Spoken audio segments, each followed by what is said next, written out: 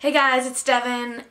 I'm vlogging today just because I wanted to tell you how excited I am for the fall TV season, which is a little weird because I don't normally watch much TV at all.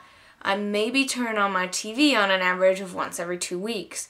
And it didn't used to be that way. In high school, I watched a lot of TV, and then in college, we got MIT cable, which was horrendous. It was Research Channel, Research Channel, Research Channel, not in English, not in English, not in English, news, news, news. And that was it. There was some regular network stuff, but the crappy channels combined with the fact that I didn't have time, and then I learned that I could live without TV, and ever since then I've just kind of been like, well, what's the point? But I've kept cable the whole time, and so I'm really excited about some of the things that are coming up this fall. I love NCIS, so I'm excited for the new season, and I don't know if I'll like its, the spin-off show or not, but we'll see. And I'm also excited that House and NCIS are no longer the same time, and I've actually been catching up on House, which you'll enjoy, Annette, and so I'm going to try to watch House this season and do that every Monday night. And then the other thing I am really super excited about is Glee.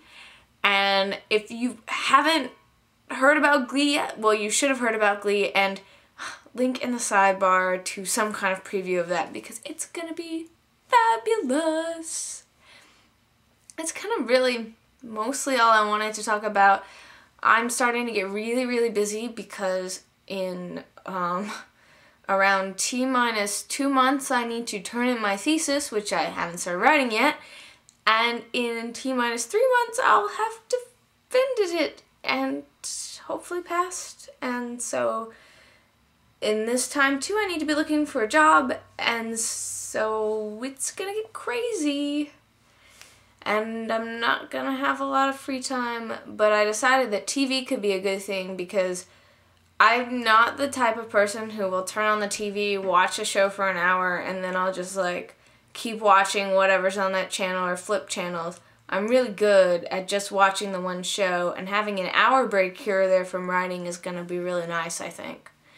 I do have a beer today, and I decided that this time, I do so many beers that I guess people consider very obscure because I'm trying to, have new beers for myself because I have the goal of trying 100 new beers every year. But there are a lot of other beers that are popular beers that I really enjoy that I feel like I should showcase because these are beers that you could actually very easily go out and buy at the grocery store or something like that, or they would carry at any liquor store, not just one that specializes in beer. So the one I have today is just a classic for the season. It's getting to be fall, and fall is not fall for me without Oktoberfest beers. And one of my favorite and most fun Oktoberfest happens to be Sam Adams. And, a lot of people say to me, yeah, well, it's not from Germany, it's not really a real Oktoberfest, and I don't know why you drink that.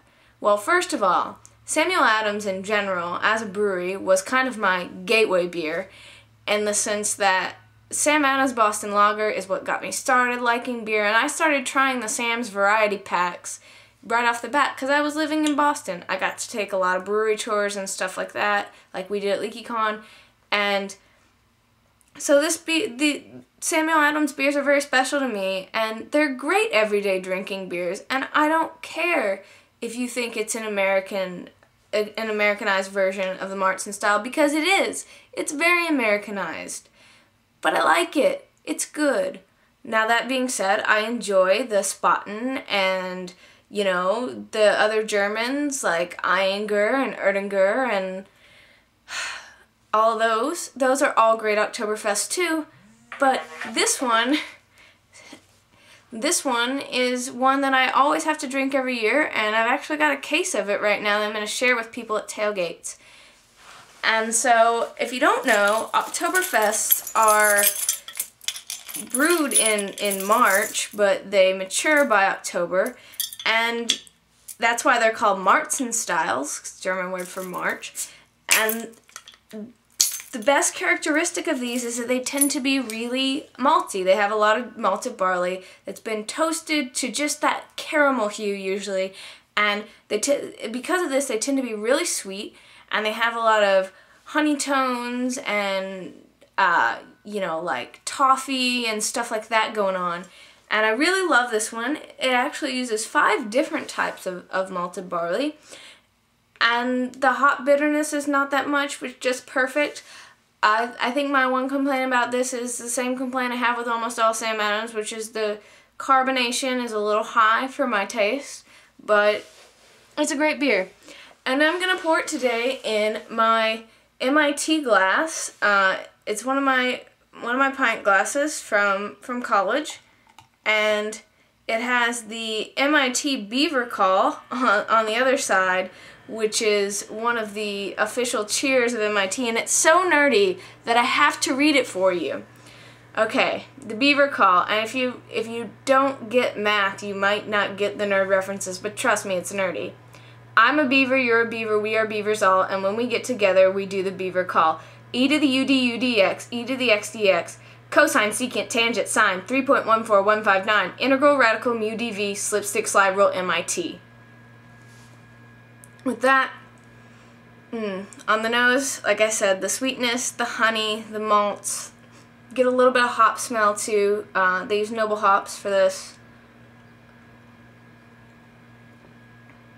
Mouthfeel is medium bodied, like I said, a bit of high carbonation. You get those sweet malts on the tip of your tongue, and then as you swallow, you get the hoppy finish. And I love this beer. It's classic. It's great to take to tailgates. I personally, if I were going to play beer pong, this would probably be the beer, but I don't play beer pong. A lot of people want to use like Bud Light or something. I don't really understand that. If you're going to play a game, you better use real beer. Anyway, I hope you try out a 6-pack of this season because it's drinking well. And Johnny, I hope that I see you sometime in the near future on these vlogs.